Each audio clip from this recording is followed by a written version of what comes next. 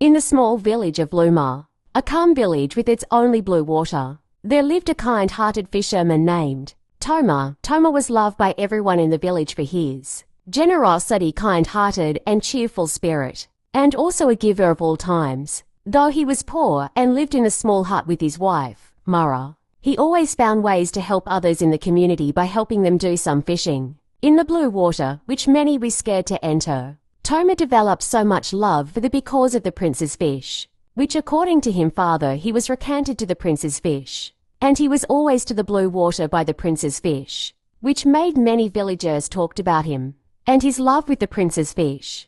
They always have a deep affection and discussion each day Toma visited her, watched out and see how the prince's fish transformed Toma. But his wife greedy and ungratefulness took away all the prince's fish had given Toma. In the hut Toma and Mara shared was made of mud and oiled clay. It had just one room with a wooden mat for sleeping and a small corner for cooking. Mara often complained about their poverty and how she wished Toma would use his power to tell the princess fish to change their lives. She pressured Toma so much to the extent of not giving him rest at home. Each time came back from his fishing trips, but Toma always smiled and said, "As long as we have each other and food to eat, we are rich." And that words always hurt Mara so much, leading them to always fighting at their home. Every morning, Toma would wake up before the sun, grab his fishing net, and head to the blue river. The villagers would greet him warmly, calling out, "Good morning, Toma." He would smile back, wishing them a good day Dodd, as he's always in deep worried about how to make money to satisfy his wife Mara. Unlike Toma, Mara was not content with their simple life. She often grumbled, "Why can't you catch more fish? Why do we have to live in this small hut while others have big houses?" Toma would gently reply, "Be patient, Mara, life will get better." One sunny morning, Toma rowed his small boat to the middle of the river. The water sparkled like diamonds. As he cast his net, he prayed for a good catch.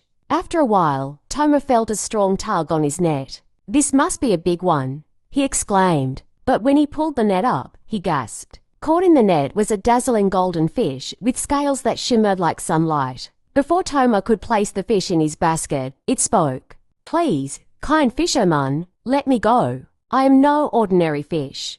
I am Princess Leela, guardian of this river and your guardian angel also. I am here to protect you, not to harm. Please let me go. I am a power princess fish of the blue water. No one hurt me, and I have been guarding and protecting you since when you were in your mother's womb. I have a deep connection with you. Please let me go." Toma was speechless and couldn't find a word from his mouth. On his second thought, Toma had a rethinking of letting the princess fish go, and he was. Toma was astonished. "A talking fisher princess," he muttered. But his kind heart prevailed. He gently freed the fish from the net and placed her back in the water. "Go, Princess Leela. I wish you well," said the Princess Leela, the princess fish. Princess Leela splashed her tail and said, "Wait, Toma," he muttered, "because of your kindness, I will grant you any wish you'd asked me for." At first Toma was scared, but the princess fish gave him more confidence as she said, "Be strong, Toma. What do you desire most in this world? Named it, and I will do everything for you."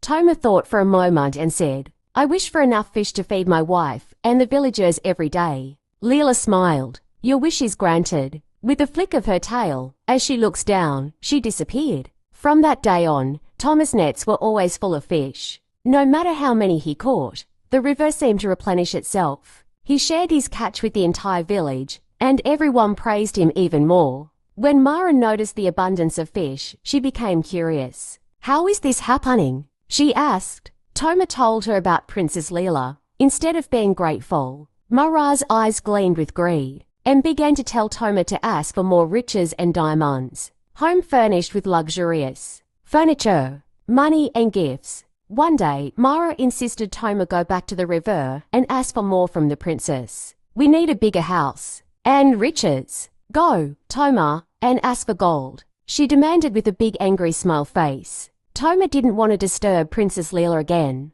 but he loved Mara and wanted to make her happy. So he rowed his boat to the river and called out, "Princess Leela, please hear me." Leela appeared, her golden scales shimmering. "Toma, why have you called me?" she asked. Hesitantly, Toma told her about Mara's wish for gold. Leela sighed but agreed. Your wish is granted. Go home and rejoice with your wife and your villagers."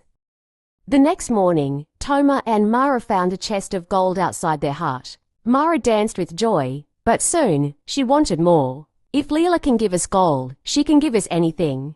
Mara's demands grew. She wanted jewels, servants, and a palace. Each time, Toma reluctantly went to the river, and Princess Leela granted his wishes. After the fifth wish, Princess Leela said, "Toma, be careful. Too much greed can destroy everything." Toma nodded, but Mara's demands didn't stop. One day, Mara declared, "I want to be the queen of this land. Go, Toma, and tell the princes to make me a queen." Toma begged her to be content, but Mara refused to listen. When Toma asked for this final wish, Princess Leela shook her head. "I cannot grant this. It is not right." Toma returned home, afraid to face Mara. When Mara heard that the princess refused her wish, she was furious. "Then I will go to the river myself." She shouted and stormed out. Mara reached the river and shouted, "Princess Leela, come out. I demand to be a queen." Leela appeared, her face stern. "You have taken too much already, Mara. You must learn to be grateful." Mara refused to back down, and in her rage, she threw a stone into the water.